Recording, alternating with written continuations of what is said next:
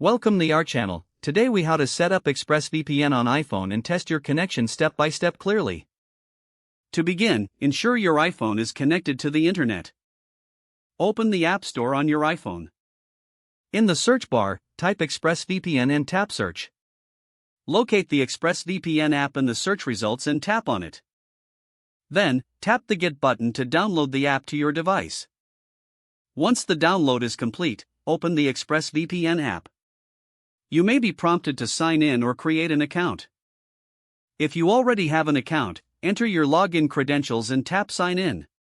If you don't have an account, follow the prompts to create one. After signing in, you might see a welcome screen with information about the service. Follow the on-screen instructions to set up the VPN connection.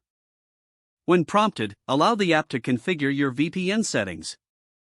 You will need to enter your passcode or use Face ID/Touch ID to authorize the setup. Once the setup is complete, you will return to the main app screen. To connect to the VPN, tap the large power button in the center of the screen. Wait for the app to establish a connection. Once connected, you will see a key icon in the status bar at the top of your screen. To test your VPN connection, open a web browser on your iPhone. Visit a website that displays your IP address, such as whatismyip.com. Check if the displayed IP address matches the country you selected in ExpressVPN. If it does, your connection is successfully set up. If you encounter any issues, refer to the app's help section for troubleshooting tips. You are now ready to browse the internet securely on your iPhone. If the page does not load, refresh the browser or try again in a private or incognito window.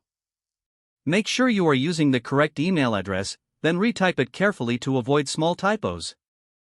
If your password is not accepted, use the reset option and create a new strong password you can remember.